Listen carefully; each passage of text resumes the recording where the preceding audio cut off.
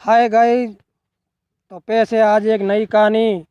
एक आदमी था जो हमेशा अपने समाज में सक्रिय रहता था। उसको सभी जानते थे, बड़ा मान सम्मान मिलता था। अचानक किसी कारणवश वो निष्क्रिय रहने लगा, मिलना जुलना बंद कर दिया और समाज से दूर हो गया। कुछ सप्ताह बाद एक बहुत ही ठंडी रात में उस समाज के मुखिया ने उनसे मिलने का फैसला किया। मुखिया उस आदमी के घर गया और पाया आदमी घर पर अकेला ही था। एक बोरली में जलती हुई लकड़ियों की लो के सामने बैठा आराम से आग ताप रहा था। उस आदमी ने आगतुक मुखिया की बड़ी खामोशी से स्वागत किया।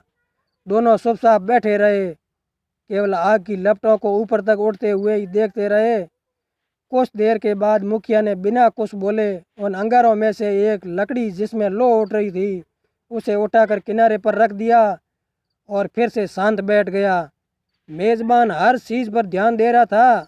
लंबे समय से अकेला होने के कारण मन ही मन आनंदित भी हो रहा था कि वे आज अपने समाज के मुखिया के साथ बैठा है, कितना भाग्यशाली है।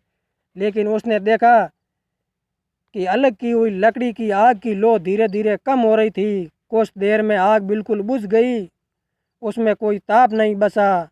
उस लकड़ी से आग की चमक जल्दी बाहर निकल गई। कुछ समय पूर्व जो उस लकड़ी में उज्जवल प्रकाश था और आग की तपन थी, अब वे काले और एक मर्द टुकड़े से ज़्यादा कुछ भी शेष नहीं था। इस बीच दोनों मित्रों ने एक दूसरे का बहुत ही संस्कृत अभिवादन किया। कम से कम शब्द बोले जाने से पहले मुखिया ने अलग की हुई बेकार लकड़ी को उठाया और फिर से आग के बीच में रख दिया। वह लकड़ी फिर से सुलग कर लो बनकर जलने लगी और चारों ओर रोशनी की ताप बिखेरने लगी। जब आदमी को मुखिया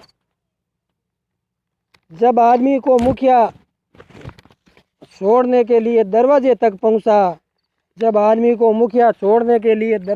पहुंचा, तो उसने मुखिया से कहा, मेरे घर आकर मुलाकात करने के लिए बहुत बहुत धन्यवाद। आज आपने बिना कुछ कहे ही मुझे एक बहुत सुंदर पाठ पढ़ाया है कि अकेले व्यक्ति का कोई अस्तित्व नहीं होता। समाज का साथ मिलने पर ही वह चमकता है और रोशनी बिखेरता है। समाज से अलग होते ही वह लकड़ी की भांति बुझ जाता है।